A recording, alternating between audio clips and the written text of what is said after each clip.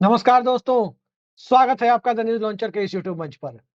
दोस्तों, जिस प्रकार की सियासत बिहार में चल रही है, उस सियासत में सुझाव भी आ रहे हैं और आरोप-प्रत्यारोप का दौर भी चल रहा है।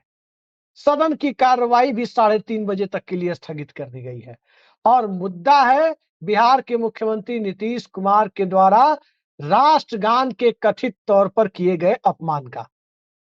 अब सवाल ये है कि राष्ट्रगान के दरमियान निश्चित तौर पर सबको सावधान की मुद्रा में और राष्ट्रगान के सम्मान में खड़े होना चाहिए, ये बात बिल्कुल सही है। लेकिन एक अजीबो-गरीब परिस्थिति हालिया वर्षों में देखने को मिल रही है। अजीबो-गरीब परिस्थिति ये है, खासकर सोशल मीडिया के आगमन के बाद, कि छोटी-छोटी चीजें लोगों को कैमरे की लेंस में दिखाई देती है। और जब कैमरे की लेंस में छोटी-छोटी चीजें आती हैं, तो राजनीतिक रूप से प्रतिक्रिया भी होती है। अब पिछले कुछ दिनों से हम क्या देख रहे हैं? एक तस्वीर वायरल की गई जिसमें नीतीश कुमार किसी का पैर छूते हुए देखे गए या पैर छूने की कोशिश करते हुए देखे गए। वहीं दिल्ली चुनाव के दरमियान लोगों ने देखा कि प्रधानमंत्री नरेंद्र मोदी भी अपने से आधी उम्र के भाजपा नेता का पैर छूते हुए देखे गए। कल राष्ट्रगान के दरमियान नीतीश कुमार अपने प्रिंसिपल सेक्रेटरी दीपक कुमार के साथ बातचीत करते हुए देखे गए। और अब सोशल मीडिया पर आज एक तस्वीर आ रही है कि नरेंद्र मोदी भी राष्ट्रगान के दरमियान, एक पुरानी तस्वीर आ रही है कि वो सावधान की मुद्रा में नहीं बल्कि इसी तरह से किसी से बातचीत करते या चलते हुए देखे जा रहे हैं। सवाल ये है कि राष्ट्र की शुचिता, राष्ट्र के मुद्दे, इन सब के ऊपर ये सब मुद्दे क्यों आगे बढ़ रहे हैं? और गोदी मीडिया इन सबको यदि चला रहा है, तो नीतीश कुमार वाली बात को दिखा रहा है, नरेंद्र मोदी वाली बात को पचा जा रहा है। ये बड़ा वन साइडेड लगता है। नीतीश कुमार ने यदि राष्ट्रगान का अपमान किया, तो नरेंद्र मोदी ने नहीं किया क्या? नीतीश कुमार ने किसी का पैर छूने की कोशिश की, तो क्या नरेंद्र मोदी ने पैर नहीं छुआ क्या? अपने से आधी उम्र के व्यक्ति का? सवाल यही है कि सेलेक्टिव नैरेटिव इस देश में क्यों बनाया जा रहा है? और वो भी तब, जब नीतीश कुमार में इतनी ही खामियां हैं, तो एनडीए उन्हें मुख्यमंत्री बनाकर क्यों रखे हुए है? और नीतीश कुमार में इतनी ही खामियां हैं, तो फिर राष्ट्रीय जनता दल की तरफ से लालू यादव उन्हें लगातार ऑफर क्यों दे रहे हैं? राबड़ी देवी सदन के अंदर क्यों कह रही हैं कि उनका साथ छोड़िए और हमारे साथ आइए? और इन सब से आगे राबड़ी देवी तो अब नीतीश कुमार के बेटे निशांत को ही मुख्यमंत्री बनाने की मांग कर रही हैं। तो सियासत में एक ऐसी सियासत कैसे, कोऑपरेशन वाली सियासत कैसे दिख रही है कि पर्दे के पीछे से भारतीय जनता पार्टी समर्थित गोदी मीडिया नीतीश कुमार को मुद्दा बना रहा है और पर्दे के आगे से राष्ट्रीय जनता दल मुद्दा तो बना रहा है, लेकिन चाहत भी अंदर ही अंदर है कि काश नीतीश कुमार साथ आ जाते। ये कौन सी राजनीति है, तुम्ही से मोहब्बत तुम्ही से अदावत? ऋषि मिश्रा जी हमारे साथ मौजूद है। बहुत बहुत स्वागत है ऋषि जी आपका। ये फिल्मों में आपने वो गाना सुना होगा, तुम्ही से मोहब्बत तुम्ही से अदावत। ये क्या चल रहा है नीतीश कुमार को मुद्दा बना करके? नहीं, आपने तो इंट्रो में बहुत बेहतरीन ढंग से आपने बातों को रखा। यदि नीतीश कुमार कल की वो घटना है और नीतीश कुमार राष्ट्रगान के समय नीतीश कुमार साथ दीपक कुमार से, जो सीएम के प्रिंसिपल सेक्रेटरी हैं, उनसे बातचीत करते हुए दिखे। हालांकि दीपक कुमार ने उनको रोकने का प्रयास किया और किसी को इस बीच में अभिवादन भी नीतीश कुमार कर रहे थे, मुस्कुरा रहे थे। ठीक है, नीतीश कुमार को ऐसा नहीं करना चाहिए। जो प्रोटोकॉल है राष्ट्रगान के दौरान, उसको हम सबको फॉलो करना चाहिए, सम्मान करना चाहिए। लेकिन आपकी इस बात से बिल्कुल सहमत हूं कि सिर्फ नीतीश कुमार को लेकर इस प्रकार का नैरेटिव जो गोदी मीडिया है या तमाम जो सोशल मीडिया पे इन्फ्लुएंसर हैं, इन्फ्लुएंसर किस प्रकार के हैं, वो आईटी सेल वाले हैं या कौन है, कहने की जरूरत नहीं है। ये एक खास प्रकार का नैरेटिव उस व्यक्ति के लिए जो आपके गठबंधन का नेता भी है राज्य में, आप उनको साथ भी रखना चाहते हैं और उनके छवि को भी खराब करना चाहते हैं। हालांकि मैं नीतीश कुमार के कल के हरकत जैसे शब्दों का इस्तेमाल कर रहा हूं, एक मुख्यमंत्री पद पे आसीन व्यक्ति को शोभा नहीं देता जी। दूसरी तरफ यही बात प्रधानमंत्री नरेंद्र मोदी जी के लिए भी लागू होता है। और जिस फुटेज की आप चर्चा कर रहे हैं, वो देश से बाहर किसी दूसरे देश देश की के है। दूसरे दूसरे देश के दौरे पे थे प्रधानमंत्री, और राष्ट्रगान का जब धुन बज रहा होता है तो उसके सम्मान में जो प्रोटोकॉल है, तो बिल्कुल सावधान के मुद्रा में आपको राष्ट्रगान के समय में रहना पड़ता है। और उस फुटेज में देखिएगा कि प्रधानमंत्री चल रहे हैं, मूव कर रहे हैं, तो फिर क्या राष्ट्रगान का अपमान नहीं हुआ, वो भी विदेश की धरती पे। मतलब विदेशी धरती पे अपने देश का और अपने राष्ट्रगान का अपमान, वो भी देश के सर्वोच्च संवैधानिक पद पे बैठे प्रधानमंत्री मोदी। जी तो उन चीजों को भी रखना चाहिए तुलनात्मक। देखिए, कोई भी चीज का विश्लेषण करते हैं तो तुलनात्मक विश्लेषण होना चाहिए। जैसे आप लोग तो यूपीएससी वाले रहे हैं, यूपीएससी के छात्र रहे हैं, एस्पिरेंट रहे हैं। जो लेख होता है यूपीएससी में, जो लेख लिखना होता है, तो उसमें उस पहलू का सकारात्मक और उस पहलू का नकारात्मक, दोनों चीजों को आपको लिखना होता है। तो वही वही चीजें हैं। जैसे नीतीश कुमार किसी का पैर छू लेते हैं तो बड़ा बड़ा मुद्दा हो जाता है। वो भी नीतीश कुमार और मोदी जो है, एक मुझे लगता है एक ही उम्र के पड़ाव में होंगे। दोनों का एज मुझे लगता है कि आसपास का ही होगा, कुछ दिनों का फासला होगा। लेकिन अपने से आधे उम्र के वो पटवारगंज के जो विधायक हैं नेगी, उनके प्रचार में जब नरेंद्र मोदी जाते हैं तो उनका पैर छू लेते हैं। तो क्या ये सवाल नरेंद्र मोदी से किया जा सकता है कि क्या क्या मानसिक रूप से नरेंद्र मोदी जी अस्थिर नहीं है क्या मानसिक रूप से बीमार है? यही तो सवाल है कि एक तरफा सिलेक्टिव नैरेटिव क्यों चलाया जाता है, जी, यही सवाल है। हालांकि आज राबड़ी देवी ने ये कहा कि यदि नीतीश कुमार मानसिक रूप और से हमारे दर्शक उसको स्टेबल स्क्रीन नहीं पर है।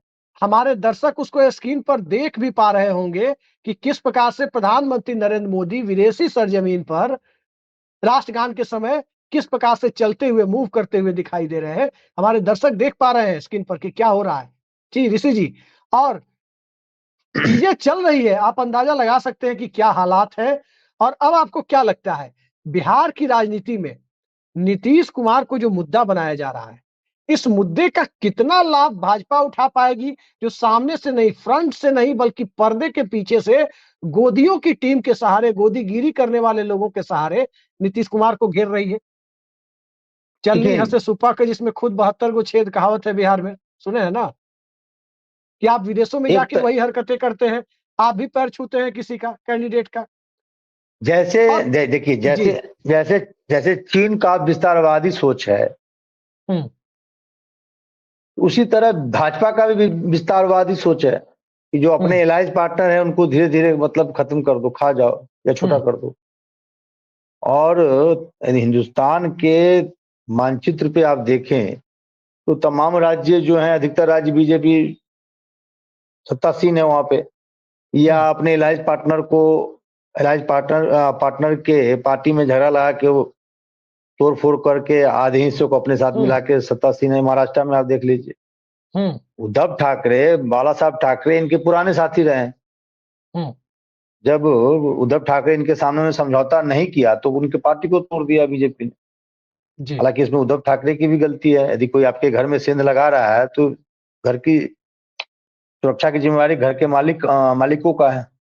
तो एक बिहार ही है, यदि पूरे भारत के मानचित्र पे देखें तो एक बिहार ही है जो नीतीश कुमार के पार्टी में न भाजपा अब तक सेंध लगा पाई है, न तोड़ फोड़ कर पाई है।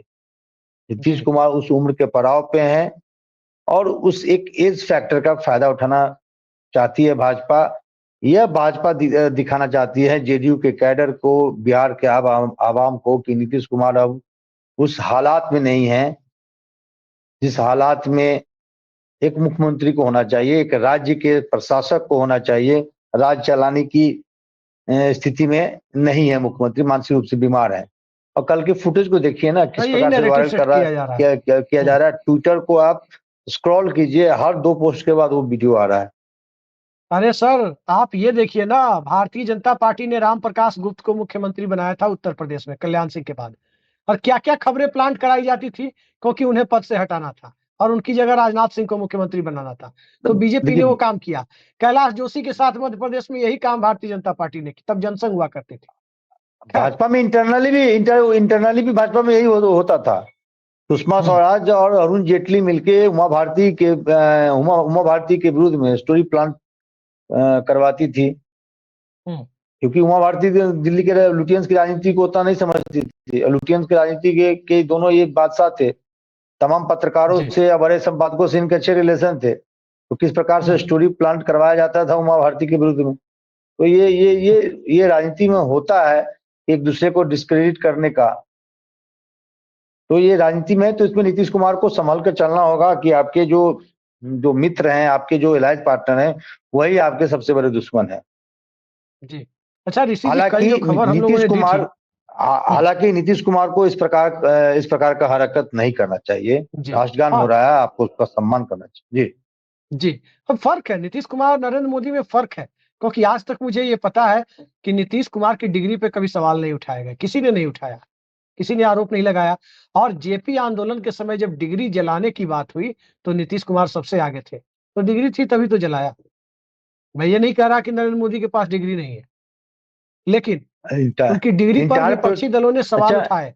आपसे एक सवाल है, मैं भी अब थोड़ा 2 मिनट के लिए एंकर की भूमिका में आ जाता हूँ। आप विद्वान लोग हैं, विद्वान पत्रकारों में शुमार होते हैं। ये इंटायर पॉलिटिकल साइंस की पढ़ाई सच में किसी यूनिवर्सिटी में होती है क्या? अच्छा, एक चीज बताइए, आपके सवाल का जवाब हम सवाल के रूप में देते हैं। ऋषि जी, इंटायर पॉलिटिकल साइंस की पढ़ाई कहाँ होती है, नहीं होती है, मैं उस तथ्य में कभी गया नहीं, मुझे मालूम नहीं है। लेकिन इतना मुझे जरूर पता है कि सोशल इंजीनियरिंग की पढ़ाई वो यूनिवर्सिटी जो है, सो कॉल्ड यूनिवर्सिटी, उसके वाइस चांसलर नीतीश कुमार जरूर है।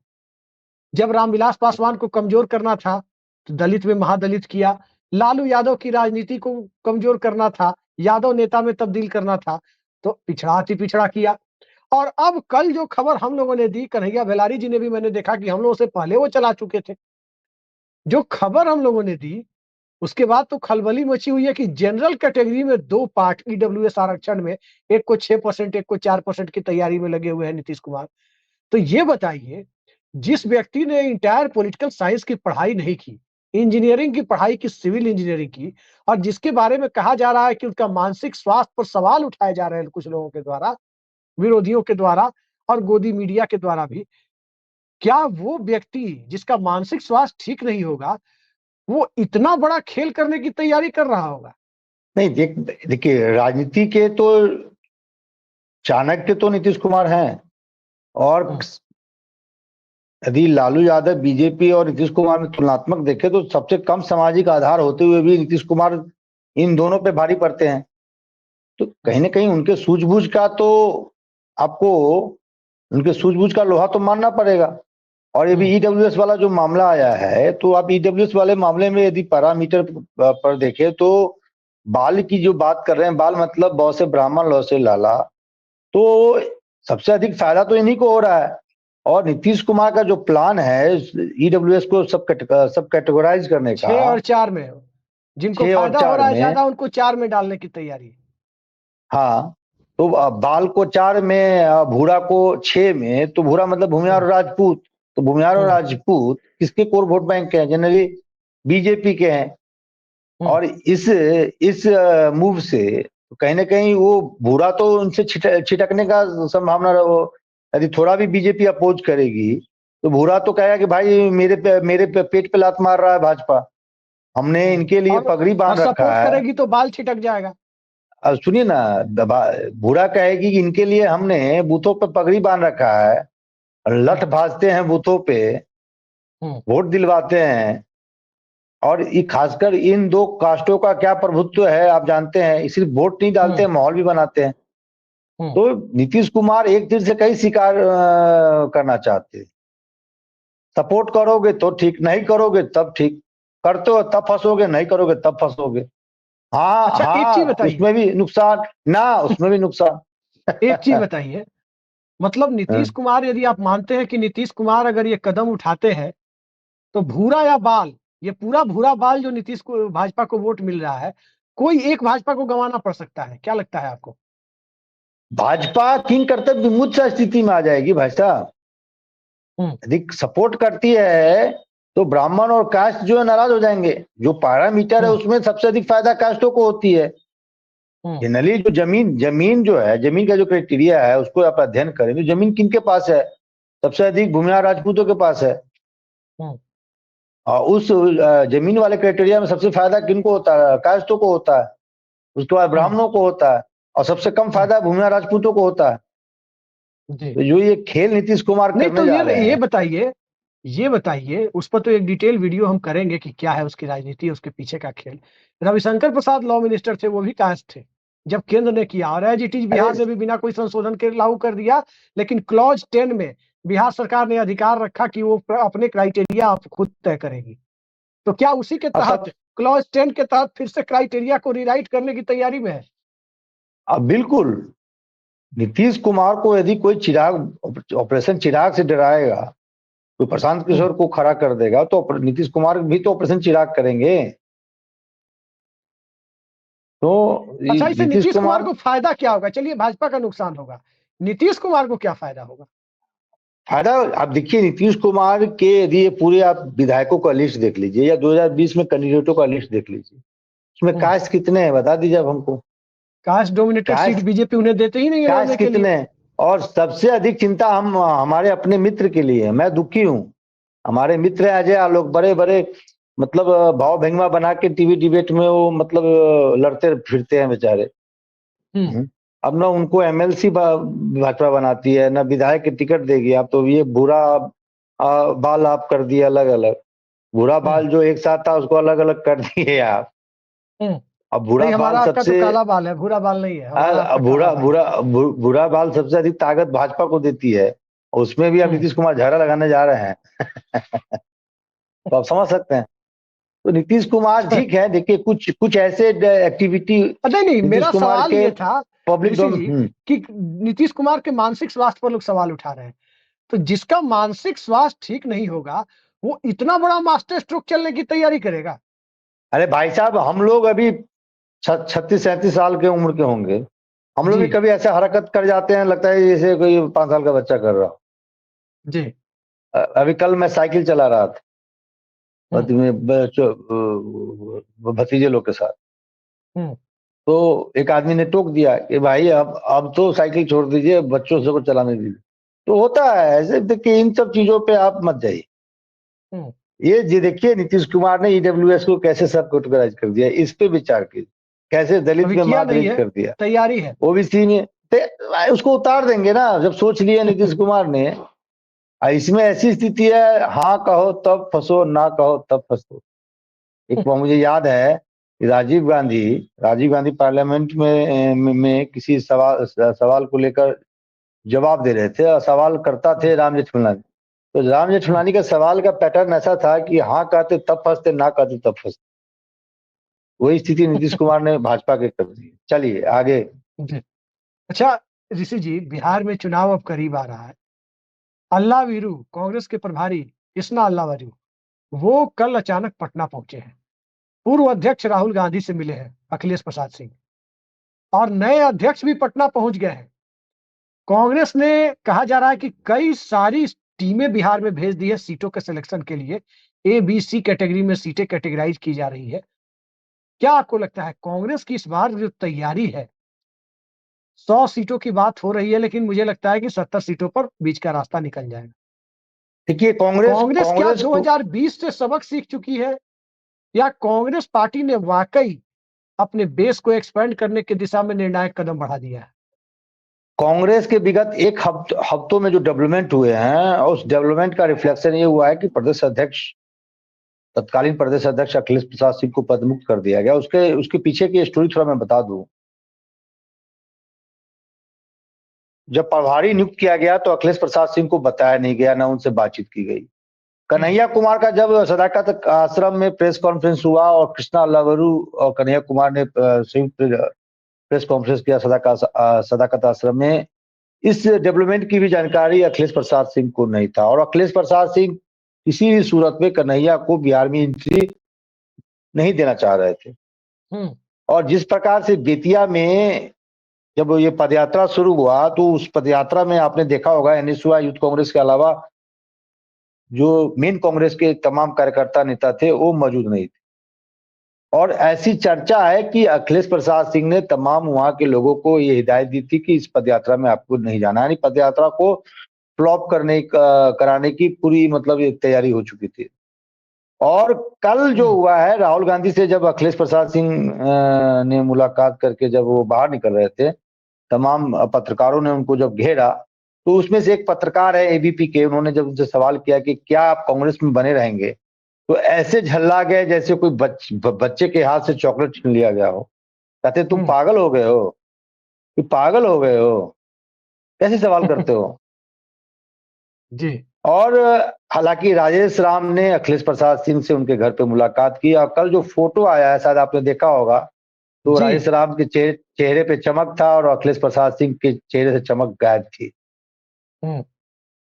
लेकिन सबसे बड़ा सवाल उस पत्रकार के सूझबूझ को मैं सही मानता हूं कि सबसे बड़ा सवाल है कि अखिलेश प्रसाद सिंह कितने दिनों तक कांग्रेस में बने रहे, क्योंकि जो उनका एक अप्रोच रहा है, खासकर एक और पार्टी में मामला रहने सामने या आया नहीं है रहने का। ऋषि जी, मैं जी। आपको रोक रहा हूं, एक और मामला सामने आया है।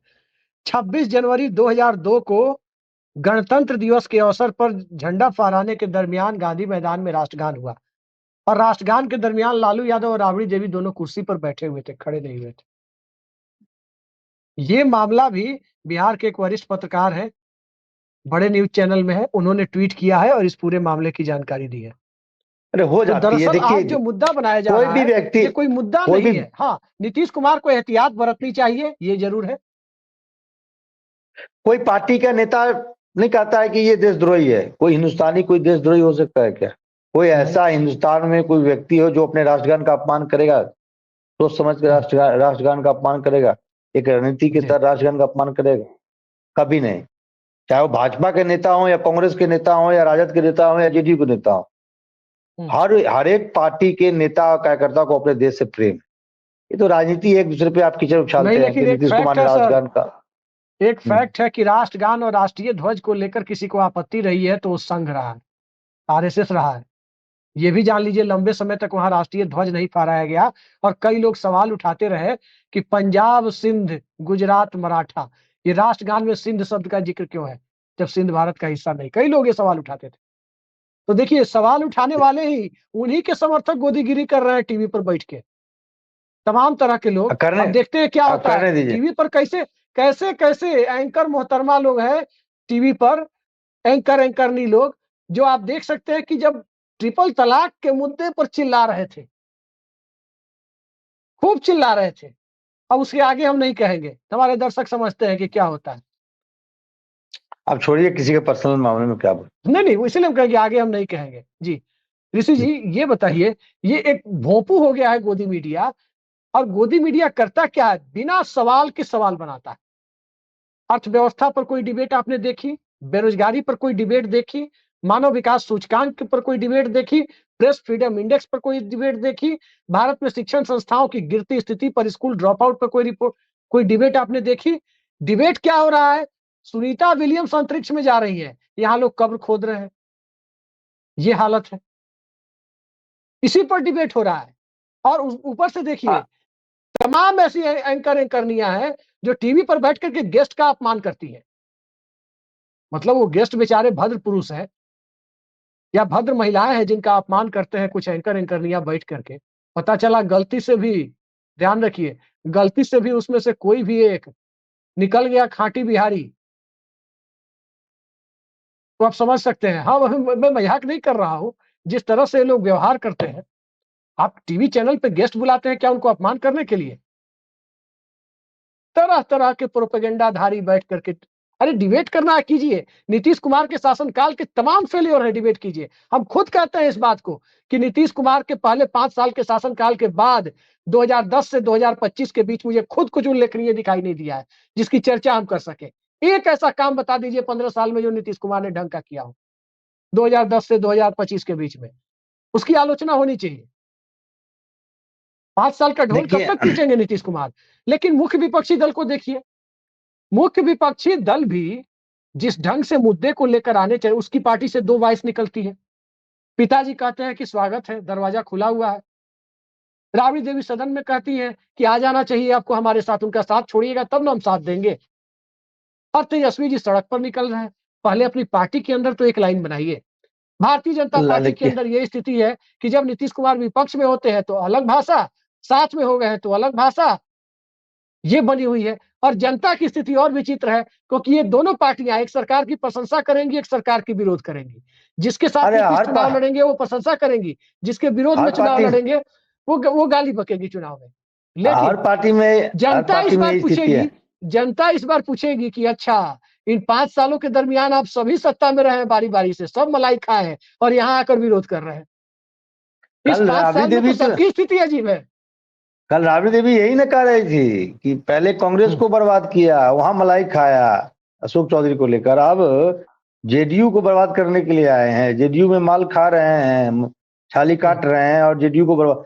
कल उसी तरह पार्लियामेंट में कल टीएमसी के किसी सांसद ने हुँ, अमित शाह को छेड़ दिया, तो अमित शाह ने कहा कि हम किसी के दया और किसी के कृपा से हम यहाँ नहीं है। तो सवाल हुँ। किसको कर रहे थे, जिज्ञासा हमारी बढ़ गई। भाई देखिए मंत्री तो ऋषि जी, आप भारतीय प्रधानमंत्री का अच्छी संविधान बात मैंने से भी पढ़ा है, डीडी बसु को भी पढ़ा है, एवं लक्ष्मीकांत को भी पढ़ा है, बेयर एक्ट भी पढ़ा है, इंडियन कॉन्स्टिट्यूशन की पर लिखी गई तमाम किताबें पढ़ी है। हमारा संविधान ये कहता है कि प्रधानमंत्री की सलाह पर राष्ट्रपति के द्वारा मंत्रियों की नियुक्ति होती है। राज्य में भी मुख्यमंत्री की सलाह पर, यानी प्रधानमंत्री और मुख्यमंत्री की कृपा पर आप उनके आप मंत्री होते हैं। आप और डिटेल में किसी की चले गए। कृपा पर मैं नहीं ये होते। आप जनता मैं आपको मंत्री मेरा नहीं बनाती है, वो प्रधानमंत्री या मैं मुख्यमंत्री मंत्री बनाता है। तो नरेंद्र मोदी की मैं कृपा उस पर तो अमित शाह जरूर मंत्री हैं, ये बात तो सच्चाई है। आप उसके पीछे की स्टोरी मैं बताना चाह रहा हूँ। तो आप हम्म, सब पब्लिक सब जानती है, पब्लिक आजकल हम्म, सब मतलब पढ़े पढ़े लिखे लोग हैं। देखिए, अब इन दिनों पार्लियामेंट में भी आपने देखा कि कल अमित शाह किसी टीएमसी के सांसद के सवालों पर जवाब दे रहे थे कि मैं पार्लियामेंट में जब गृह मंत्री, मैं देश का जब गृह मंत्री हूँ, किसी की कृपा से नहीं। मतलब किसी की कृपा से के कहने का तात्पर्य क्या, वो नरेंद्र मोदी की ओर इशारा कर रहे थे, क्योंकि प्रधानमंत्री हम्म, ही किसी मंत्री को या किसी व्यक्ति को उस विभाग की जिम्मेवारी देते हैं। तो जो हम्म, प्रागाढ़ता अमित शाह और नरेंद्र मोदी के बीच में था, वो उसमें कमी आई है क्या? भारतीय राजनीति में तो यही कहा जाता है कि अमित शाह मतलब नरेंद्र मोदी और नरेंद्र मोदी मतलब अमित शाह। और जिस हम्म, प्रकार से वो झल्ला के कल ये मतलब एक एग्रेसिव अप्रोच अपनाते हुए जब वो जवाब दे रहे थे कि मैं हम्म, किसी की कृपा से देश का गृह मंत्री नहीं हूँ, तो सवाल नरेंद्र मोदी से उनके रिश्ते को लेकर उठता है। जी। अच्छा क्योंकि जी, ऋषि जी, आखिरी सवाल पर हम आ रहे हैं। अमित शाह कहा जा रहा है कि ये 29 या 30 मार्च को बिहार आ सकते हैं। अप्रैल में प्रधानमंत्री नरेंद्र मोदी भी बिहार आ रहे हैं। अब आपको क्या लगता है, आने वाले वक्त में बिहार की सियासत कहीं ऐसा ना हो कि 29 मार्च के पहले ही नीतीश कुमार ये ईडब्ल्यूएस वाला खेला कर दे, हो बीजेपी को सकता है। देखिए, अजीब स्थिति में डाल दे। अब आपको क्या लगता है, बि बिहार की राजनीति में भारतीय जनता पार्टी की प्रासंगिकता किस रूप में दिखाई दे रही है? क्योंकि नीतीश कुमार भी तू डाल-डाल में पात-पात की राजनीति पर उतर आए हैं, इसमें कोई दो राय नहीं है। देखिए, चुनावी मौसम है, एक दूसरे से बार्गेनिंग जरूर करेगी जेडीयू और बीजेपी सीटों को लेकर, मुख्यमंत्री पद को लेकर। अमित शाह 29 को आ रहे हैं, 29 को मीटिंग है पटना में तमाम कार्यकर्ता और नेताओं का अमित शाह के साथ। हुँ, और एक 29 मार्च को गोपालगंज में अमित शाह की प्रस्तावित रैली है। और हुँ, संभवतः अप्रैल में प्रधानमंत्री नरेंद्र मोदी का भी कार्यक्रम लगेगा। तो हुँ, अब इससे ये रिफ्लेक्ट होती है कि अमित शाह पूरे जो बिहार का जो चुनावी कमान है अमित शाह के हाथों में होगा। हुँ, अब किस प्रकार से नीतीश कुमार को मनाते हैं, क्योंकि बीजेपी के सोर्सों से जो खबर आ रही है कि बीजेपी इस बार अपने किसी कार्यकर्ता को मुख्यमंत्री बनाना चाहती है। जेडीयू का इस पर क्या रिस्पॉन्ड होगा, हालांकि मुझे नहीं लगता है कि नीतीश कुमार मानेंगे। निशांत को लेकर भी चर्चा है कि हुँ, निशांत को पार्टी का राष्ट्रीय अध्यक्ष बनाया जा सकता है। चर्चा ये हुँ, भी है कि निशांत को मुख्यमंत्री भी बनाया जा सकता है। क्या बीजेपी इसके लिए सहमत होगी? यदि बीजेपी से बात नहीं बनता है तो क्या राजद से इस पर बातचीत करेंगे नीतीश कुमार? तो राबड़ी देवी ने भी इशारा कर दिया है। तमाम जो है एक अटकलें जो हैं बिहार की राजनीति को लेकर पटना से लेकर दिल्ली की राजनीति के लिए में चर्चा बहुत गर्म है। कब क्या हो जी जाए, बिल्कुल। कब कहा नहीं जा सकता। और समाज का खेल देख ही रहे हैं, ईडब्ल्यूएस में सब कैटेगराइज करने का काम जी नीतीश कुमार करने जा रहे हैं। जी उससे भाजपा में बिल्कुल। भी बेचैनी हुआ, क्योंकि भाजपा जी का जो कोर वोट बैंक है उस पर असर पड़ेगा। जी बिल्कुल आपने सही कहा, क्योंकि बिहार की राजनीति में आने वाले समय में स्ट्रक्चरल चेंज और राजनीतिक दलों में नैरेटिव को प्रभावित करने वाला चेंज देखने को मिल सकता है। एक तरफ से बिसात बीजेपी चल रही है कि नीतीश कुमार के स्वास्थ्य के बारे में खबरें बढ़े, दूसरी तरफ से राष्ट्रीय जनता दल कोशिश कर रही है कि बिहार में एमवाई से आगे निकले, और वहीं तीसरी तरफ नीतीश कुमार जो 2006-7 के दौर में लालू यादव और रामविलास पासवान का पॉलिटिकल एटीएम का कबाड़ा कर चुके हैं अति पिछड़ा और महादलित कार्ड से, अब ईडब्ल्यूएस के सब कैटेगराइजेशन की चर्चा जो अंदर खाने चल रही है, उसके माध्यम से बीजेपी की तो दुकान ही शायद बंद करने पर तुले हुए है बिहार में।